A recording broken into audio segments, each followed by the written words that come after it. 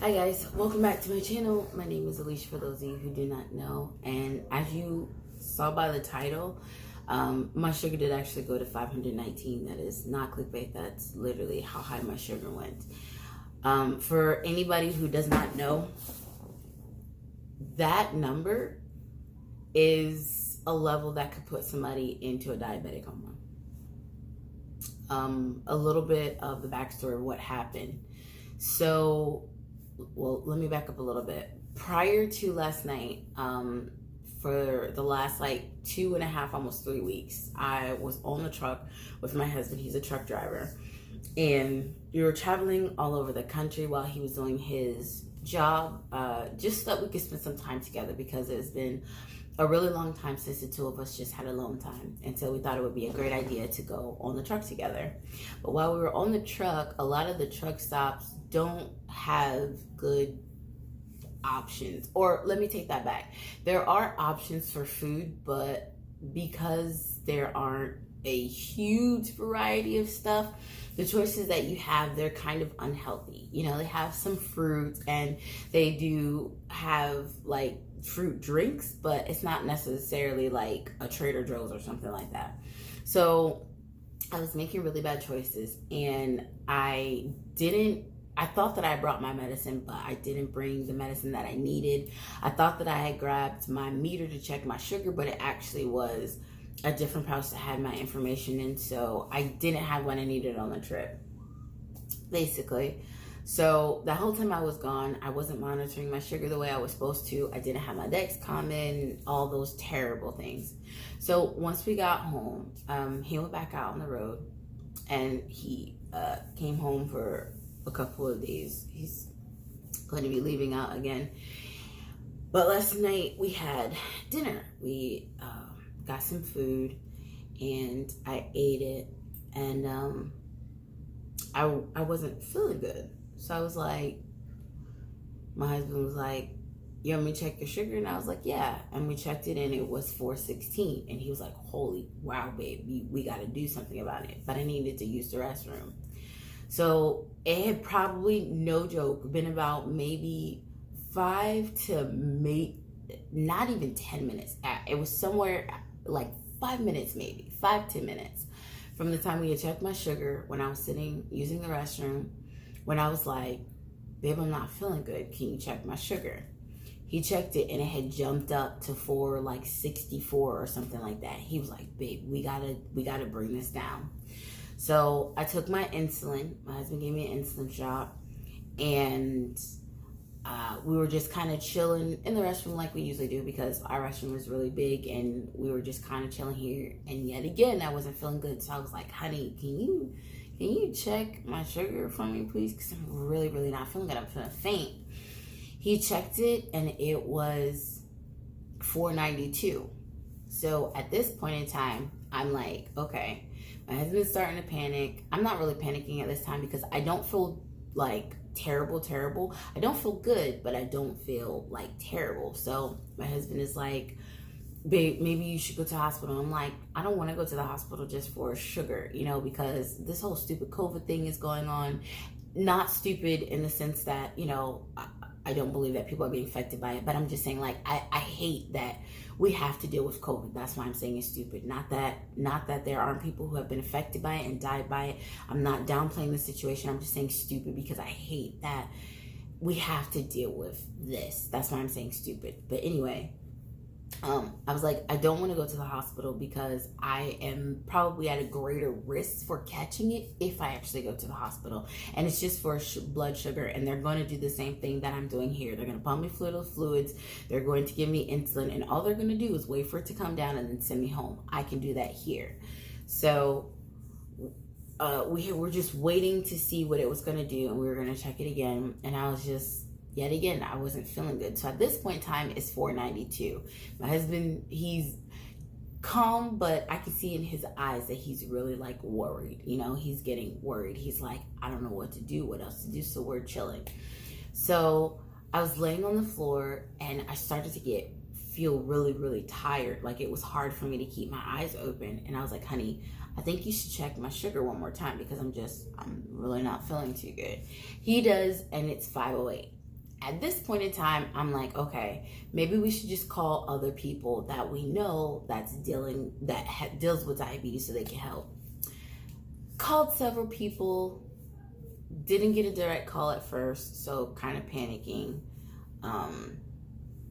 which was nerve-wracking sort of, because I guess I just wanted to have that push where somebody was like, yes, go, or no, just whatever. So eventually we were able to get a hold of a lovely lady who was introduced to me through my in-laws, and she's a nurse, and her husband also has diabetes. So I asked her what her opinion was.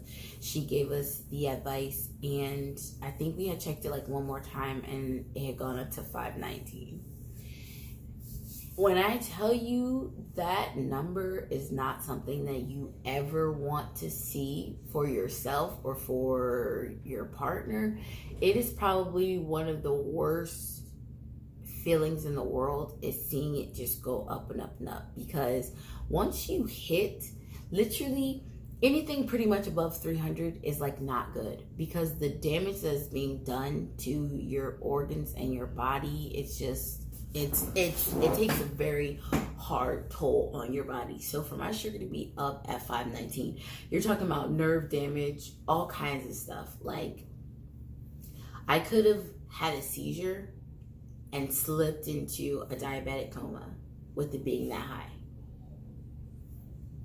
Now, I know that other people have had sugar levels that are higher than that, but that number is a dangerous number to see. And I guess I said all this to let you guys know I fell off the bandwagon. You know, I did my video about my pip lances, and trust me, I've been pricking myself so much since last night and today just to check and make sure that my numbers are good and regulating my sugar properly. And those pips, listen, I still stand by it so much, because if I had to prick my finger as many times as I did with just in the last like maybe 14 hours, I would not have been able to survive, because the traditional old lances, they hurt. They're terrible. Those pips are amazing. If you had not tried it, or you have not had your family members try it, I don't know what you guys are waiting for. You need to get it. It is a world of difference. I use the blue ones. They are the best ones. Anyway, I said all this to say, I know we have our moments when we fall off, health wagons, but we really cannot afford to have a time when we fall off.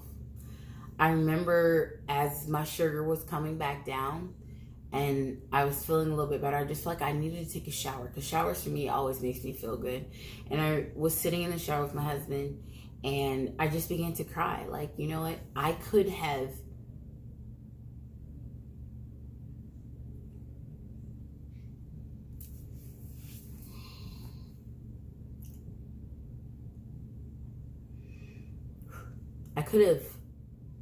had a seizure. I could have slipped into a coma last night. Like, the hours prior to that could have been the last time that I spent time with my husband and my sons.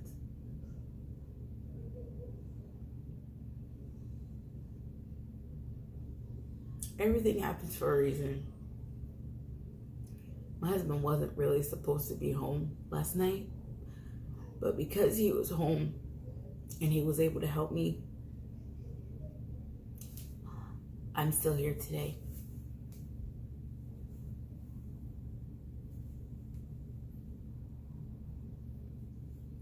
You can't, if it's in your power to take care of your health, do it.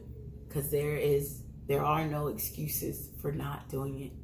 Because it can literally mean the difference between having a healthy life and no longer being here. I'm so grateful that I'm here now.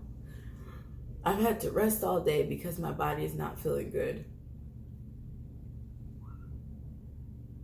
It's out of whack because it was at 519 and now it's in normal range. So for those of you who are not taking care of yourself, just do it. Push through that pain. Because it's just for a moment. You know, I've had so many needles in my arms and in my stomach from taking my insulin.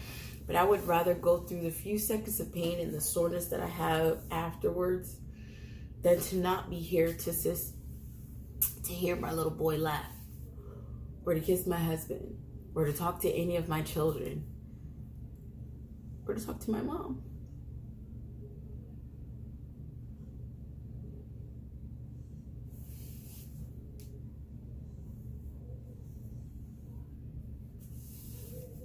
Last night could have been bad,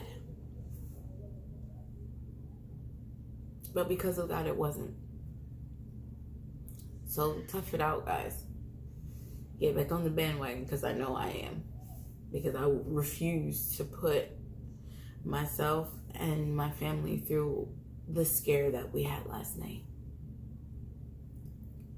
I know I didn't do the normal YouTube protocol, like, comment, share, all that stuff, but to me, this is just like a cry of reminder to people who are going through diseases, and whether they be maybe, you know, diabetes or something more serious and more debilitating and difficult to deal with. Please take care of yourself. Do what you need to do. Do right by yourself. Because you really do only have one life. That being said, take care of yourselves and each other. Remember, a kind word goes a long way. And until my next video.